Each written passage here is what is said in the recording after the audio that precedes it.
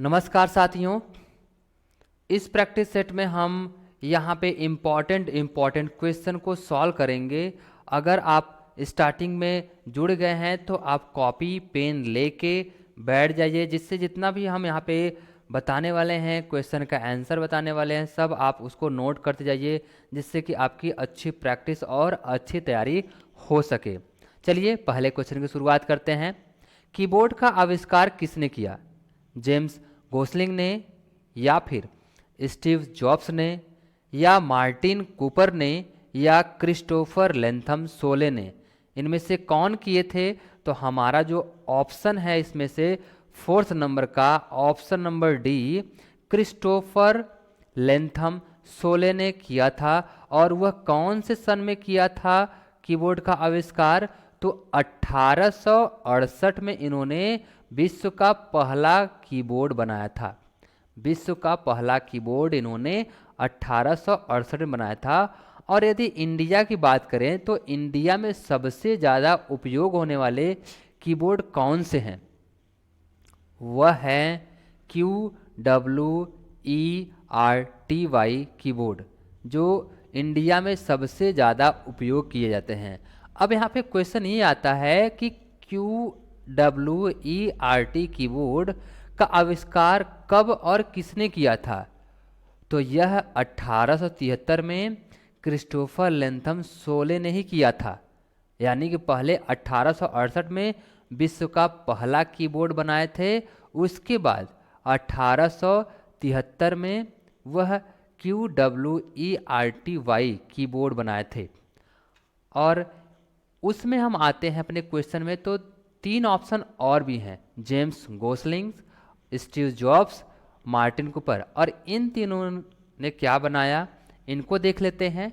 तो यहाँ पे हम नीचे आ जाते हैं। इसके बाद यहाँ पे देखिए स्टीव जॉब्स, अब ये कौन थे? तो यह कंप्यूटर, लैपटॉप, मोबाइल फ़ोन बनाने वाली कंपनी जो एप्पल है, जो बहुत महंगी महंगी ब्रांड बनाती है, वह उनके भूतपूर्व सीईओ थे, जो कि अमेरिका के उद्योगपति बहुत ही जाने माने हैं। और जेम्स गोसलिंग की बात करें तो यह कौन थे? यह जेम्स गोसलिंग जावा के जनक हैं, जो पाइथन, C++, जावा जो लैंग्वेज है उनमें से एक लैंग्वेज है जावा, उनमें यह बहुत ही बड़ा इनका किरदार था। सभी लोगों ने मिलकर काम किया था, लेकिन इस जावा के अंदर इनका बहुत बड़ा योगदान था। इसके बाद मार्टिन कूपर कौन है, इनकी बात करें तो यह मार्टिन कूपर एक अमेरिका के अभियंता हैं। इन्होंने दुनिया का पहला मोबाइल फ़ोन बनाया था लगभग में 1970 में। 1970 में यह मोबाइल फ़ोन बनाए थे, अमेरिका के रहने वाले थे। चलिए अब नेक्स्ट क्वेश्चन की तरफ चलते हैं। टिप फाइल का फुल फॉर्म क्या होता है? टिप फाइल का पूर्ण अर्थ क्या होता है, ऐसे ही पूछ सकता है। या फिर टिप फाइल का फुल फॉर्म क्या होता है? तो ऑप्शन पहला है द इमेज फाइल फॉर्मेट, दूसरा ऑप्शन है टैग इमेज फाइल फॉर्मेट, तीसरा ऑप्शन है टैग इमेज फाइल फ्रंट, चौथा ऑप्शन है द इमेज फैक्स फॉर्मेट। इनमें से कौन सा ऑप्शन सही है? तो ऑप्शन नंबर हमारा बी सही है, टैग इमेज फाइल फॉर्मेट। इनमें फ़र्क क्या होता है यदि इसकी बात करें तो टिप फाइल और पीएनजी फाइल में देखेंगे तो ये जो पीएनजी का इमेज है और इधर आपको दिख रहा होगा टिप का, तो इधर आपको डार्क इमेज समझ में आ रहा होगा और इस प्रकार से आपको इमेज का कुछ लोगो दिखता है पीएनजी का। और टिप फाइल का देखेंगे तो थोड़ा इसमें लाइट आ रही है, दिख रहे हैं यहाँ पे लाइट इमेज है, डार्क इधर पीएनजी में है, और इसका जो फाइल फॉर्मेट है सिंबल कुछ इस प्रकार से है। तो इसको हम टिप फाइल के नाम से जानते हैं। नेक्स्ट क्वेश्चन में यहाँ पे है व्यक्तिगत कंप्यूटर सर्किट बोर्ड पर कई संख्या में चिप का प्रयोग करती हैं, इस बोर्ड का साधारण नाम क्या है? यानी कह रहा है ऐसा कौन सा सर्किट बोर्ड है जिसमें बहुत सारे चिप का प्रयोग किया जाता है? तो इथरनेट है, या फिर मदरबोर्ड है, या फिर ग्रीन बोर्ड है, या फिर नन। तो यहाँ पे जो ऑप्शन हमारा बी है वो सही है। मदरबोर्ड में बहुत से प्रकार के यहाँ पे चिप लगे होते हैं, वही क्वेश्चन में पूछ रहा है कि ऐसा कौन सा सर्किट बोर्ड है जिसमें बहुत सारा चिप का प्रयोग किया जाता है?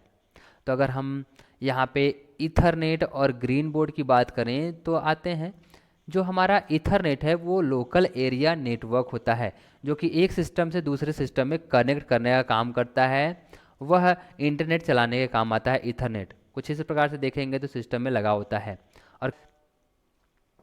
और जो हमारा मदरबोर्ड होता है वह मेन बोर्ड भी कहा जाता है, उसको सिस्टम बोर्ड भी कहा जाता है, और ये रोबोट बनाने के भी काम में आता है, और इलेक्ट्रॉनिक जो भी सामान होते हैं उनमें भी मदरबोर्ड का इस्तेमाल किया जाता है।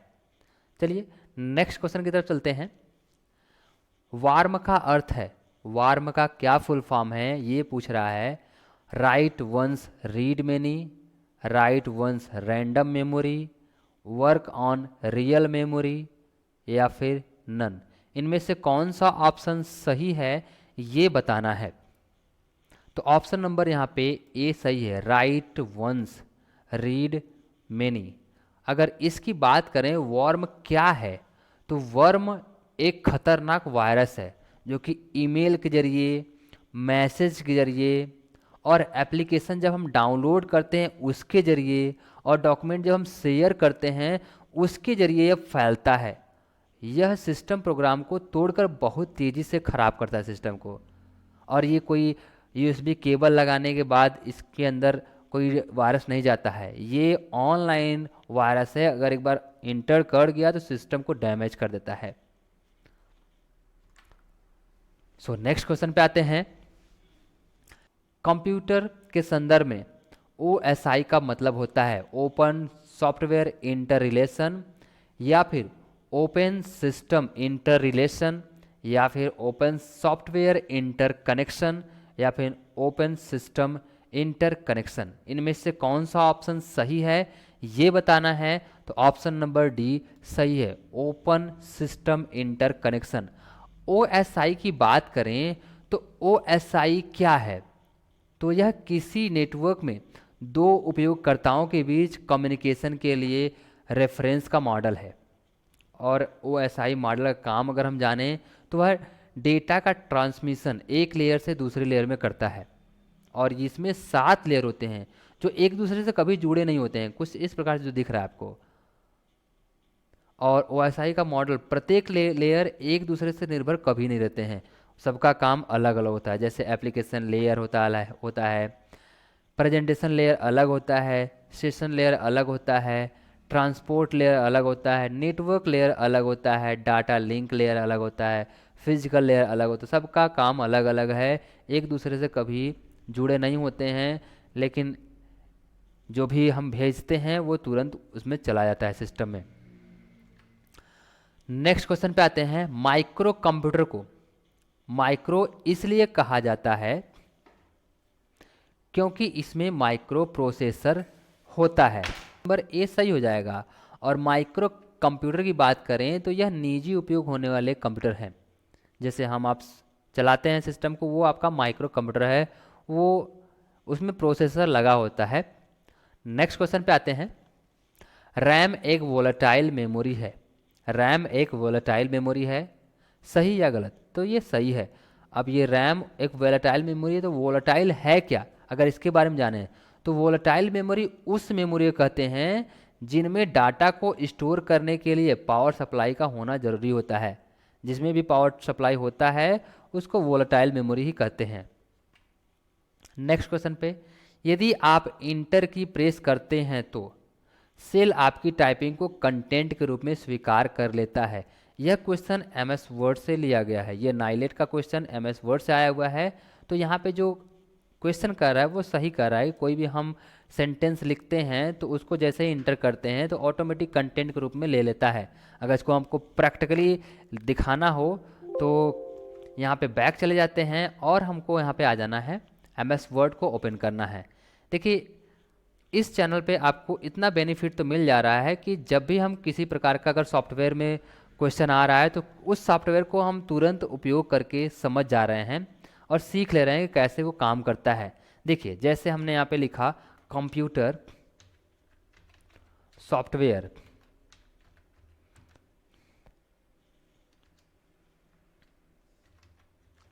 अब हम यहाँ पे लिख दिए, थोड़ा इसको टेक्स्ट को बड़ा करके दिखाते हैं आपको कुछ इस प्रकार से। अब यहाँ पे जैसे इंटर करेंगे, अब देखिए जैसे इंटर किए ऑटोमेटिक ये एक कंटेंट के रूप में यहाँ पे ले लिया। अब इसके बाद कुछ भी अगर हम टाइप करते हैं, जैसे हमने टाइप कर दिया नॉलेज, अब इंटर करते हैं तो कुछ इस प्रकार से देखिए आ गया। यानी कि जितना भी हम कंटेंट लिखते हैं और इंटर करते हैं ऑटोमेटिक सेंटेंस ग्रुप में उसको ले लेता है। यदि गलत होता तो उसको नहीं लेता, रेड लाइन आ जाए। जैसे हमने यहाँ पे लिखा कंप्यूटर, अब कंप्यूटर की मीनिंग हम गलत लिख दिए और यहाँ पे इंटर कर दिए, तो ये देखिए सही करके ले लिया तुरंत। अगर हम गलत करते और उसको इंटर करते और वो नहीं सही होता तो ऑटोमेटिक वो कंटेंट गलत खराब करता, लेकिन यहाँ पे कंटेंट को तुरंत सही कर दिया, वहाँ पे ए की जगह ई कर दिया। तो यही क्वेश्चन पूछ रहा है। नेक्स्ट क्वेश्चन हमारा यहाँ पे है, आप पावर पॉइंट को शो के लिए नरेशन रिकॉर्ड कर सकते हैं। यानी कह रहा है कि जब आप पावर पॉइंट चलाते हैं तो उसमें जब आप ऐसा करिए कि नरेशन चालू हो जाए और रिकॉर्ड भी होना चालू हो जाए। तो ये सही बात है, यहाँ पे हम रिकॉर्डिंग कर सकते हैं नरेशन को ऑन करके।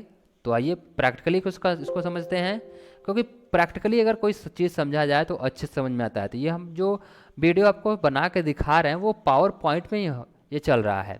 देखिए यहाँ पे है रिकॉर्ड स्लाइड शो, यही पूछ रहा है रिकॉर्ड स्लाइड शो। जैसे इस पे हम क्लिक करेंगे तो ऑटोमेटिक यहाँ पे इस प्रकार से दिखाएगा, स्टार्ट रिकॉर्डिंग इन बिगनिंग या start recording from current slide. जहाँ से भी आपको करना है, सपोज दैट हमको करंट स्लाइड से करना है तो इस पर क्लिक कर दिए।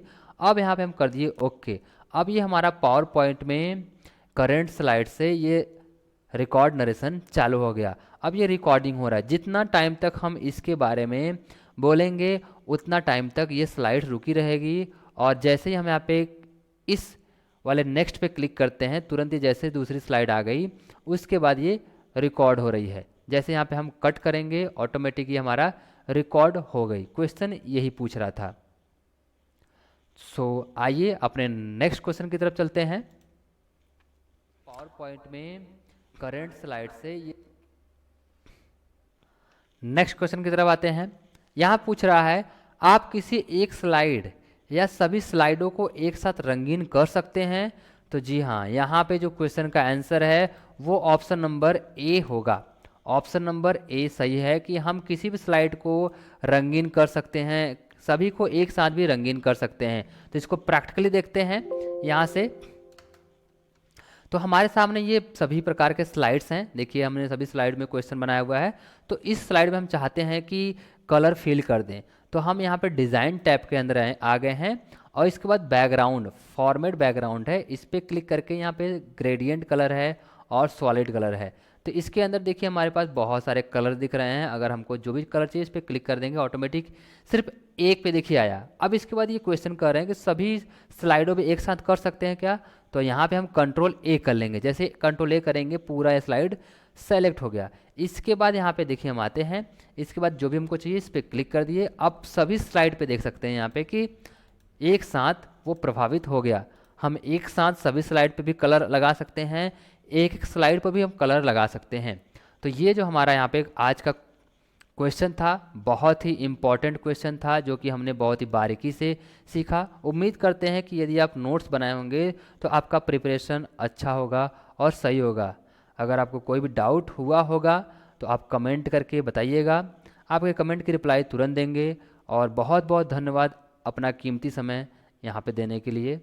सो मिलते हैं नेक्स्ट प्रैक्टिस सेट में, तब तक के नमस्कार, जय हिंद।